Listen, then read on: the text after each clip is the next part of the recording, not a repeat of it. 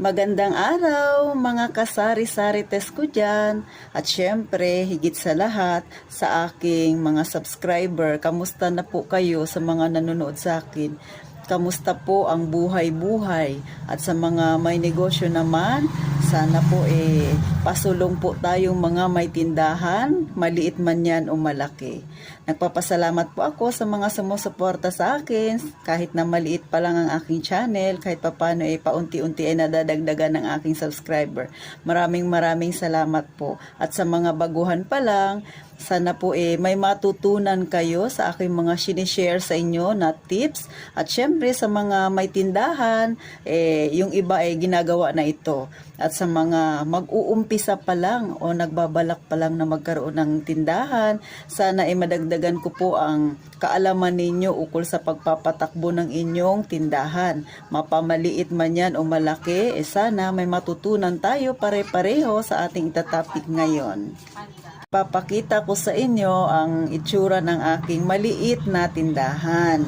So, syempre, sa mga may tindahan dyan, alam na nila yan, di ba? Tsaka, syempre, ang pagtitindahan, ang pag-aayos ng tindahan ay may kanya-kanyang style yan. So, ako kasi yung style ko, ginagaya ko yung kung ano yung nakikita ko sa grocery store. Kayo ba, mga kasari, ganyan din ba kayo? Sa mga gustong magkaroon ng tindahan, sana yung pag-aayos yung ipapakita ko sa inyo magkaroon kayo ng idea. So syempre kanya-kanya naman tayo, pero eto naman yung style ko. Kasi para sa akin, kailangan din organize ang inyong tindahan. Pero syempre depende rin yan sa may-ari. Pero sa akin ganun ang aking pag-iisip kasi para hindi ako mahirapan na hanapin ang aking mga paninda. Syempre lalo na pag nagkakaedad-edad ka na, di ba? Para isang tinginan lang, alam mo na kung saan nakalagay ka agad. At saka syempre, pag customer ka, gusto mo pag nagtanong ka ng kape, makita mo lahat ng brand ka agad ng kape, o diba? So ipapakita ko po sa inyo kung ano ang itsura ng aking tindahan. Una, syempre, nakikita niyo sa likuran ko mga dilata. So ganyan po ako magsalansa ng aking paninda. Isa sa dahilan bakit nagsasalansan ako ng ganyang dilata ay iniiwasan ko po ang magkaroon ako ng expired na mga paninda sa dilata. Kasi syempre, sa bagay medyo mahaba naman ang panahon bago ma-expire yung mga dilata na yan. Sa palagay ko na sa halos 3 years. Pero syempre, ayoko rin naman na yung mga bago kong bili, yun yung maunang mabenta. Tapos yung matitira sa akin, yung mga matagal ko nang nabili. O diba? Kumbaga, dapat kasi sa tindahan ay may tinatawag na FIFO. Yung FIFO ay first in, first out. Syempre, yung una mong nabili, dapat yun din yung una mong ilalabas. Para yung mga bagong pinamili mo, siya yung mahuhuli.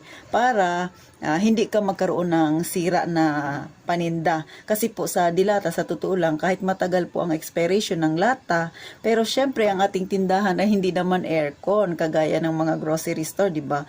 So may tendency baka masira ang inyong paninda na dilata kasi medyo mainit, lalo na sa akin medyo mainit. Kita nyo nga ako ngayon pinagpapawisan kahit na open yung aking tindahan. So isa po yan sa iniwasan ko. Kaya nagkakaroon ako ng ganong isipin na dapat yung mga dati kong nabili, yun yung una kong mailabas at yung mga bago, yun ang maiiwan sa akin. Kaya ganyan ako magsalansan. So yung mga nasa baba, yung mga bago kong napamili at yung mga nasa taas, yun yung dapat na una kong ibibigay sa customer ko kasi yan pa yung mga dati kong paninda. So ganun po ako mga kasari.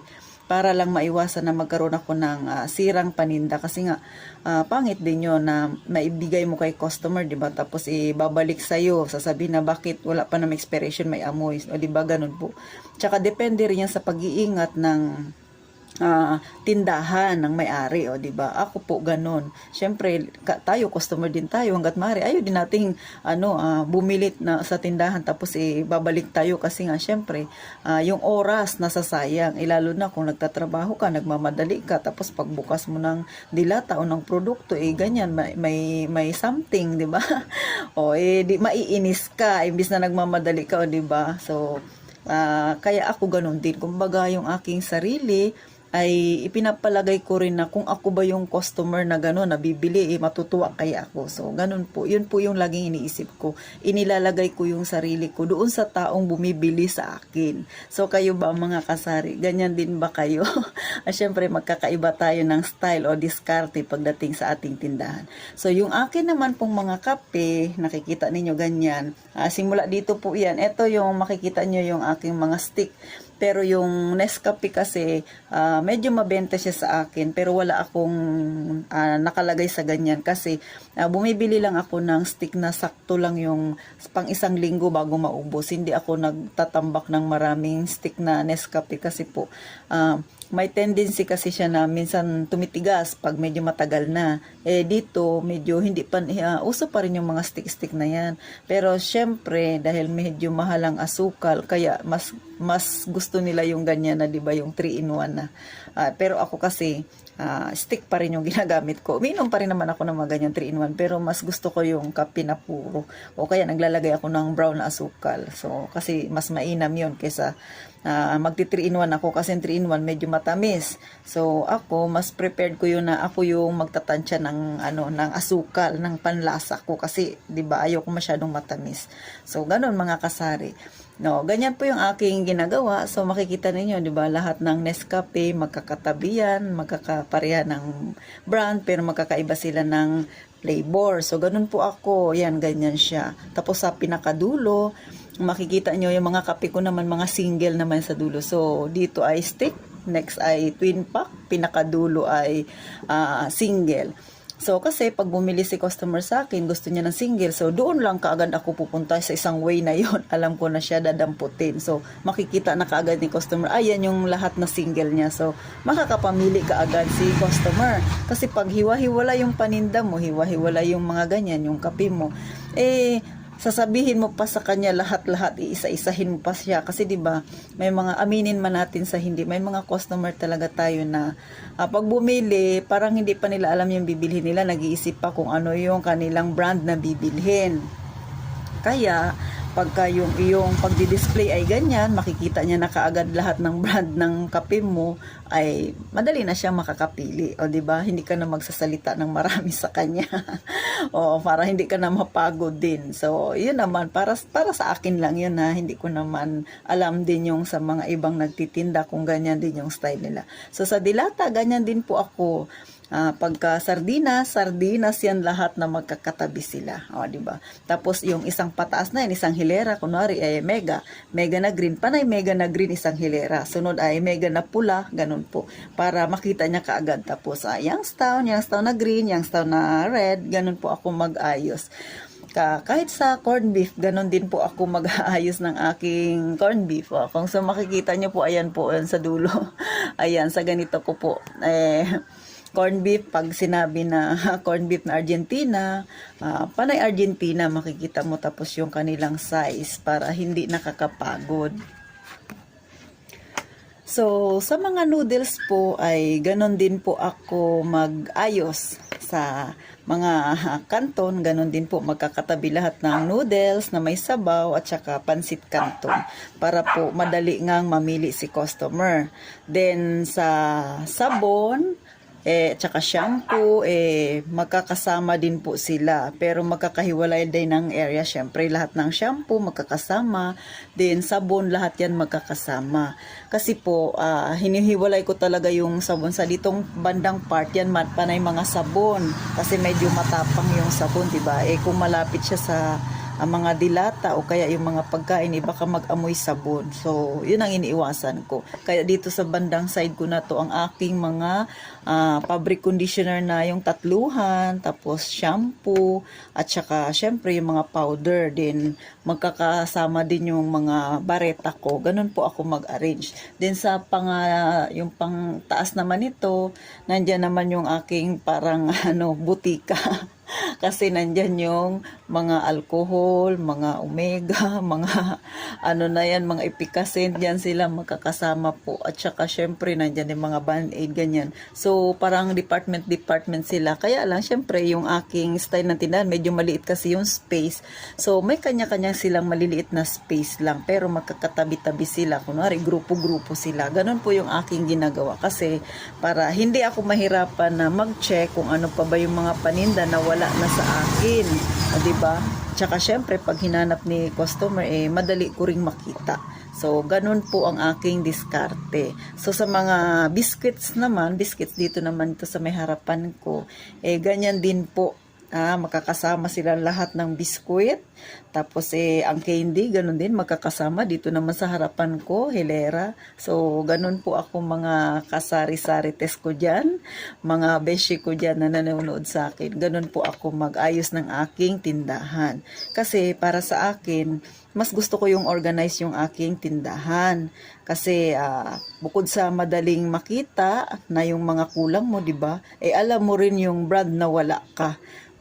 Ako kasi kapag may customer ako na bibili sa akin tapos wala akong brand na hinahanap nila, yung gusto nila, sa kinabukasan o kaya sa susunod na bukas, bibilhin ko yon, sinusulat ko kaagad siya sa papel para hindi ko makalimutan. Tapos ilalagay ko rin siya doon sa, nakahilera siya sa mga kunwari kape, may hinahanap silang bagong brand na kape, ilalagay ko rin siya doon, ihilera ko siya sa mga kape. Number 1 kasi yan is para makita kaagad ng customer yung mga kape mo, yung brand mo, madali siya makakapamili. At saka syempre para na rin sa akin na hindi ako mahirapan kapag nag-check ng mga paninda. So isa yon sa mga rason ko bakit mas gusto ko yung organize ang aking tindahan, mga kasari. Mga kasari, ito po ang itsura ng aking tindahan. Ayan, makikita ninyo. Ganyan nakasalansan siya. Yung aking mga noodles, ayan lang po yung dinidisplay ko. Pero meron pa yan ako dito sa ilalim, nakalagay lang po sa box. Hindi ko siya nilalagay lahat. Kasi nga pagkagabi, nililigpit ko din siya. So, ganyan po ang itsura niya. Ayan, sa baba po ay meron pa yan mga, ano naman po yung sa baba, mga soft drinks. Ganyan ang itsura ng aking maliit na tindahan. So, yan po yung nakikita ninyong background ko kapag ako po ay nagbablog. Kabilang side lang po yan siya, mga kasari, ang mga nakikita ninyo. So, yan po ang itsura niya. So, ginagaya ko lang yun sa may, grocery. Gusto nila, di ba yun sa kanila i-organize. So, ganyan din po ako. Eto naman mga kasari, ang lagayan ko ng pinilas-pilas kong mga kape, gatas, at saka sa baba naman ay shampoo, at saka syempre yung mga pabango, pub conditioner. Ayan, diyan ko siya nilalagay. So, eto ang mga, ayan, yung mga nakasabit-sabit na yan, ang aking mga sabon. Display lang yan siya, mga kasari, para pag tumingin si customer, madali siyang makakapamili. Ayan, pero yung lagayan talaga ng mga sabon, ayan siya. Ayan, mga hanggang doon pa yan sa dulo, mga kasari, hanggang doon pa yan sa dulo. So, nilalagyan ko lang siya ng ganyan, ng display ng mga sabit-sabit na yan para madali kong maituro kay customer kung anong itsura ba ng kanyang binibili. Kasi minsan, hindi siya nagsasalita. So, ganyan po mga kasari. Then, sa pinakababa niyan, yung shampoo. Sa pinakababa pa niyan, mga tubig naman po, galon-galon yun naman po. Nagbebenta din po ako ng galon. So, may nagdi-deliver sa akin ng galon na tubig. Syempre, ayan yung ating ref. Diyan din nakalagay yung ating permit. O, ganon. Tapos yung lata nandoon sa kabila. Yan yung mga papel-papel na yan. So, ganyan po ang itsura niya, mga kasari. Yan. Mga... parang may mini boutique ako dyan, ayan sa gilid. So, yung mga medicine or gamot, yun lang yung nakahiwalay. Nandito naman sa kabilang side yun. So, ganyan ang aking ginagawa. Kasi nga, yung medicine, minsan pinaglalaruan din ng mga bait, kaya may takip akong ginawa. So, hiniwalay ko siya. So, ganyan po ang makikita ninyo sa kabilang side naman ng aking tindahan, mga kasari. Ganyan po. Yan ang itsura niya. So, paano mga kasari? Sana ay nakatulong ako ng kaunti, lalo na sa mga taong gustong magkaroon ng tindahan at nag-iisip kung ano ba ang magiging itsura ng kanilang maliit na negosyo o sari-sari store, ha. So maraming salamat po sa lahat ng mga nag-subscribe at saka syempre sa mga hindi pa nakasubscribe dyan sa akin, please naman po like at saka pa-subscribe na din po para dumami pa po ang makinabang sa mga ganitong talakayan. Tsaka makatulong na rin tayo sa mga taong gustong magkaroon ng sariling negosyo, magkaroon sila ng idea, o diba? So, sa mga kagaya ko na nasa masa, o diba? Malaking bagay po ito para magkaroon tayo ng mga idea. Hindi naman sa lahat ng pagkakataon, yung alam nila, alam ko rin. Yung alam ko ay alam nila, o diba? So, share tayo ng ating pwedeng pag-usapan. Kung mayroon kayong gustong talakayin, pwede nyo pong i-comment dyan sa baba para ating himay-himayin. Malay ninyo, makadagdag din kayo ng kaalaman sa akin, o diba? So, muli, maraming salamat po at saka magkita tayong muli sa panibagong video na i-upload ko. Mag-iingat po tayong palagi, mga kasari.